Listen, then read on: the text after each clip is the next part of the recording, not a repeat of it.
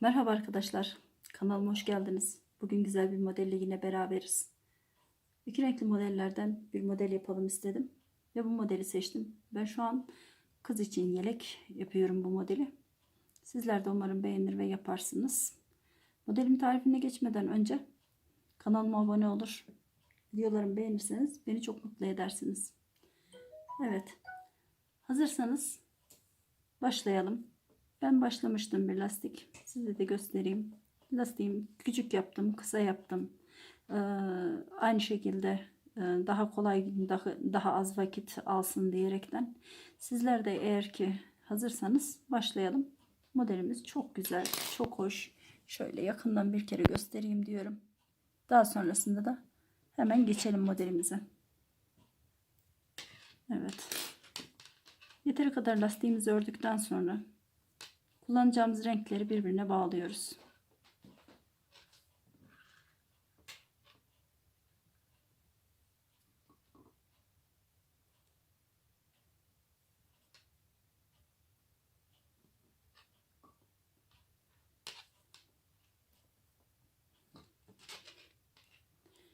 Şimdi 3 sıra bu modelde haroşa çok güzel gidiyor. Çünkü araları da ters, ona yakışıyor. Onun için haroşa ördüğümüz lastiğimizi ördükten sonra bir sıra düz örüyoruz. Kenardakini bir boşaltalım.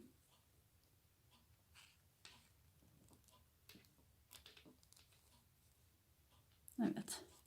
Bir sıra düz örgü yapıyoruz. İpimiz karşıda olacak yani arkadaşlar.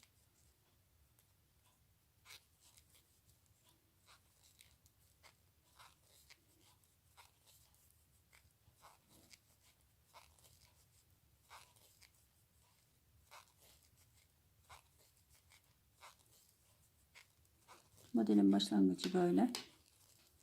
Sıramızı düz yapmamız gerekiyor.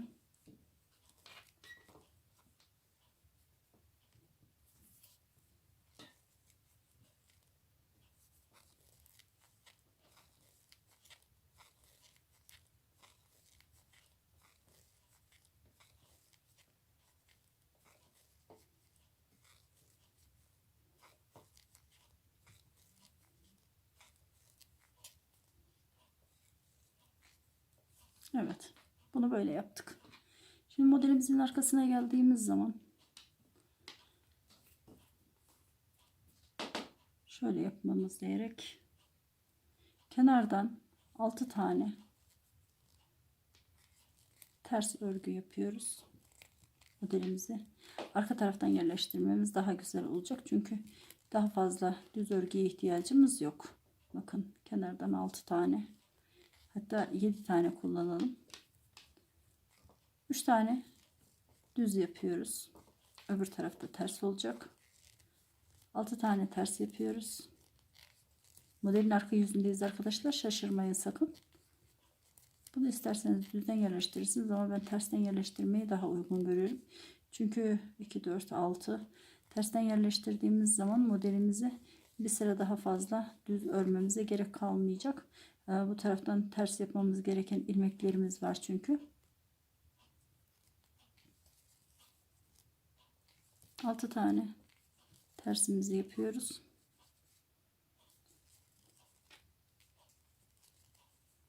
2, 4, 5, 6.'yı da yaptık. 3 tane ters ilmeğimizi örüyoruz. Evet, kenarda kalan ilmeklerimizi de ters alarak devam ediyoruz. Kenardaki tek ilmeğimizi de ördük. Modelimizin düzüne geldik. Düze geldiğimiz zaman kenardaki ilmeklerimizi, kenardaki en baştaki ilmeğimizi düz aldık. Yanındakini yine düz aldık. Evet, düz aldık. 3 tane ters ilmek yapmıştık öbür taraftan.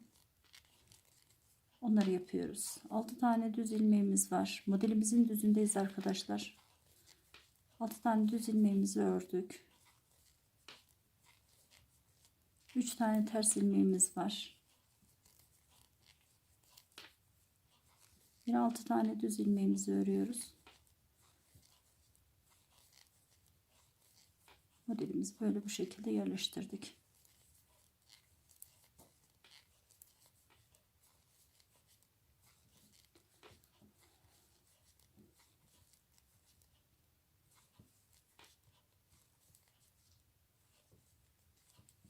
Evet, böyle bir görüntü olması gerekiyor.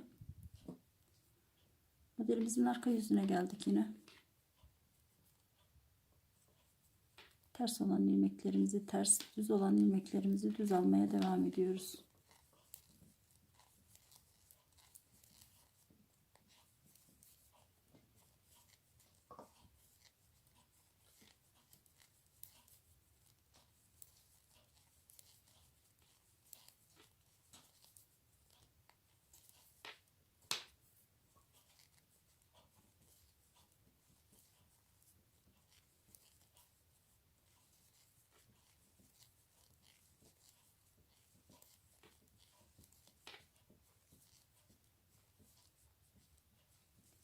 Altı tane düz, 3 tane ters ilmeğimiz var.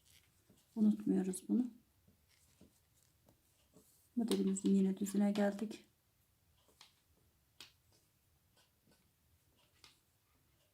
Tamam. Şimdi böylelikle arkadaşlar 6 sıramızı tamamlıyoruz. 6 sıra ördükten sonrasında şimdi 2 4 5. sıradayım ve 6. sırayı yapacağım. 6 sıra tersi ters, düzü düz şekilde örüyoruz.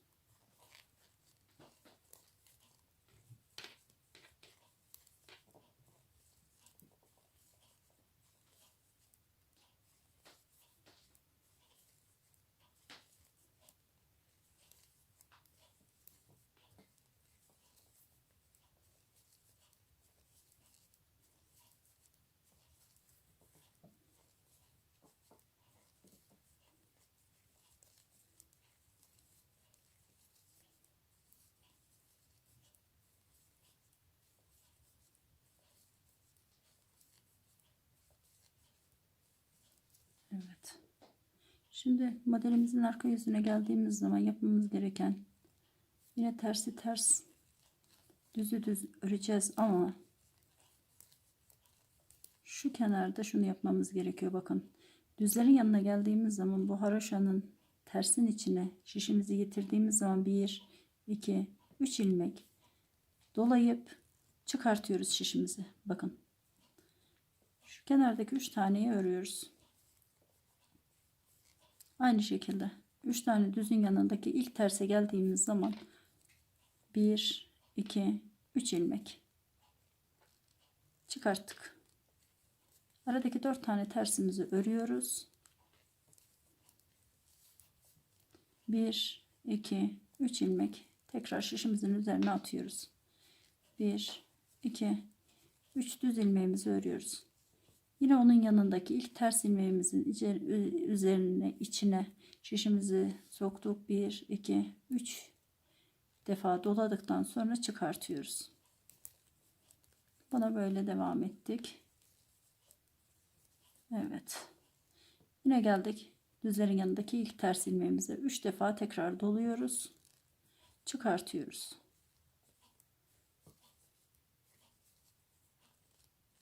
Bir, 2, 3 çıkarttık. Beyazın işlemi böyle. Tamamdır. Böyle bir görüntüye sahip olduk. Şimdi kırmızıya geçeceğiz. Kırmızıya geçerken yapmamız gereken bu sırada düz örüyoruz. Bütün ilmeklerimizi düz örüyoruz. Ve burada ilmeğimizin birisine 3 defa dolayıp bir ilmek elde etmiştik ya. Onu çıkartıyoruz, öyle gevşek bir ilmek elde ediyoruz. Aradaki 3 tane tersimiz vardı. O tersleri de düz alıyoruz. Yine kenarda doladığımız ilmeğimizi çıkartıyoruz.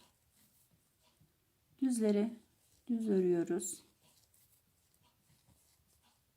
Yine çıkartıyoruz ve boşalıyoruz. Bakın. Aradaki ters ilmeklerimizi de yine düz olarak örüyoruz. Doladığımız ilmeğimizi boşalıyoruz.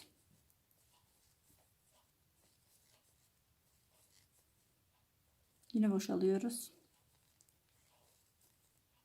Bütün ters ve düz ilmekleri aynı şekilde düz örüyoruz. Yalnız yapmamız gereken şişimizin üzerine ilmek attığımız 3 defa doladığımız ilmeğimizi boşalmak. Örmüyoruz onu.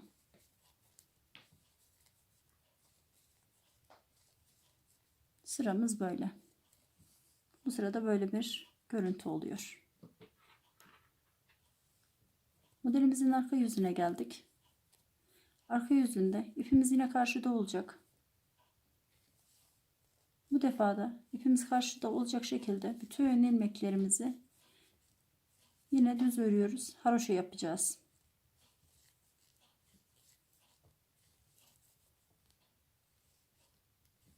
Aradaki o boş örmediğimiz ilmekleri yine örmüyoruz. Sakın onu örmeyeceğiz. Boş alıyoruz.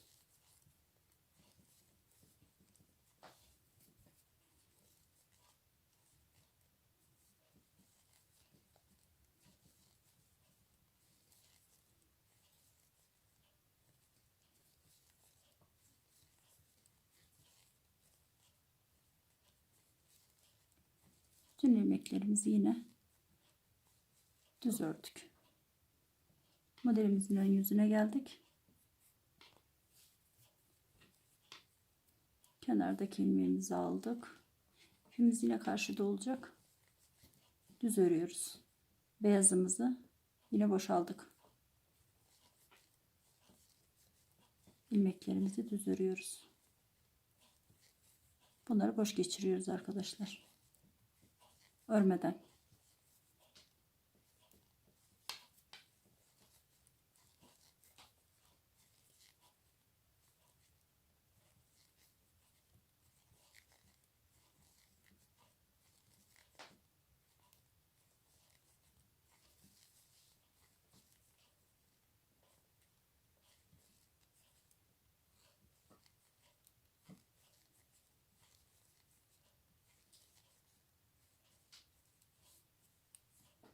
Arka yüzüne geldik.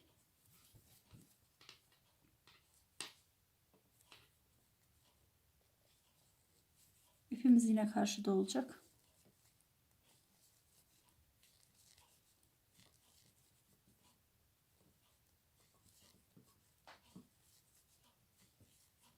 Aradaki beyazları yine örmüyoruz.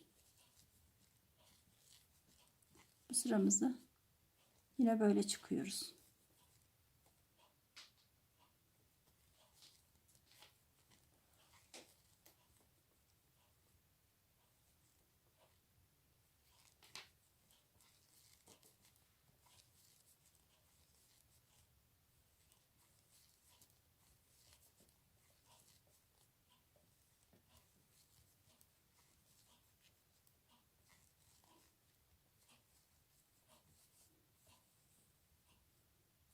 Evet. Modelimiz böyle çıktı ortaya. Şimdi modelimizi böyle yaptık. Beyaza geçmemiz gerekiyor. Beyaza geçerken de burada iplerimizi yürütmemiz lazım ki kenarı düzgün olsun. Beyaza geçerken ipimizi yine karşıya alıyoruz. Kesinlikle iki rengi değiştirirken ön tarafa alıp örmüyoruz. Yönümüz öbür taraftayken bu tarafa farklı bir renk kullanmıyoruz. Çünkü burası şöyle bir görüntü verebilir. Bu da çok hoş olmaz. Yani modelin özelliğini yitirir. Bu görüntüyü almamak için modelimizin düzündeyken ipimizle renk değişikliği yapıyoruz.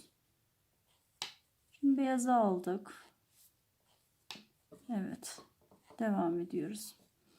Burada ben şöyle yapıyorum. Arkadaşlar farklı şekilde de değiştirebiliyor ama bana böyle bu yöntem kolay geliyor. Bakın bu ilmeğimizi aldık. 1, 2, 3 tane kırmızımız, 2 tane de beyazımız var. Bu ilmeğimizi aldık. Şişimizin üzerindeki 4 tane ilmeğimizi boşa çıkarttık. Şöyle. Şişimizi yeniden taktık ve bunu ördük. Ondan sonra bunun arka tarafından bu 3 tane ilmeğimizi karşıdaki şişimize taktık ve aradaki beyaz ilmeğimizi karşısına geçirdik. İkisini yer değiştirdik yani. Ve kırmızıları örüyoruz. Aradaki 3 tane kırmızıyı örüyoruz.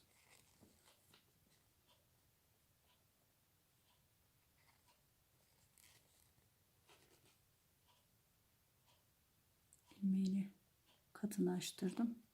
Böyle yer değiştirdik onları. Yine aynı şekilde buradaki bir tane beyazımızı alıyoruz. Diğer 4 tane ilmeğimizi şişimizden çıkartıp şöyle tekrardan ve şöyle altından tutarsanız kesinlikle ilmekleriniz kaçmayacaktır. Sökülme olmayacaktır. Bu kenardakini ördük. Beyazı şişimizin arasından böyle kenara getirdik ki kırmızıları kurtarabilmek için. Kırmızıları taktık şişimize. Aradaki beyazımızı aldık. Bu modelin diğer bir adı da çapraz. Böyle 3 tane ilmeğimizi beyazla ördük. Diğer beyaza geçtik. Böyle devam ediyoruz. Alıyoruz.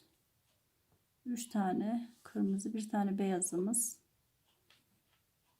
Böyle beyazı ördük.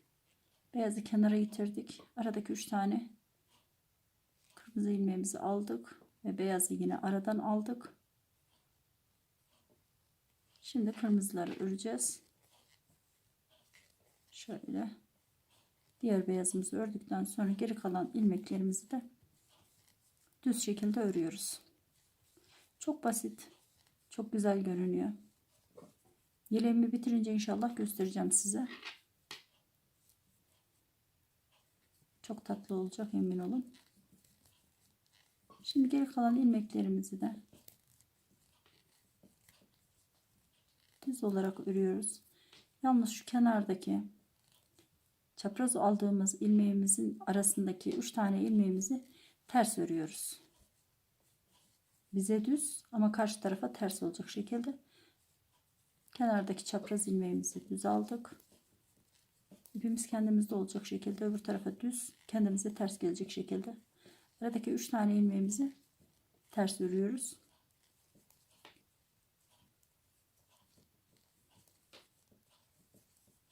Ters düz şekilde devam ediyoruz. Modelin yüzünden göstereceğim sıraya çıkınca.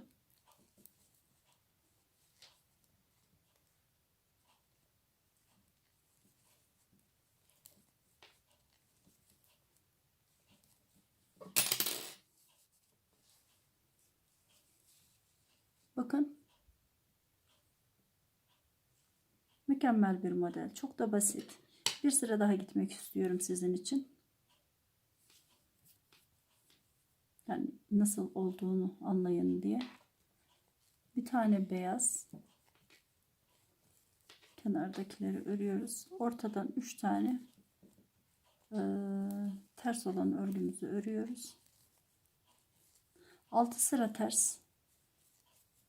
2 sırada haroşa örüyoruz. Daha sonrasında ilmeklerimizi çapraz şekilde değiştirdikten sonrasında beyazı beyaz, kırmızıyı kırmızı devam ederek modelimizi böyle güzelce çıkartıyoruz ortaya.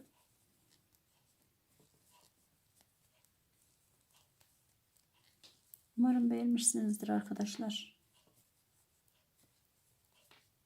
Beni seyrettiğiniz için hepinize teşekkür ediyorum. Abone olmayı unutmazsanız çok sevinirim. Modelimi son bir defa daha göstermek istiyorum. Bunu da diğerini de. Bakın. Devam edince çok daha güzel görünüyor. Şu büyük hali.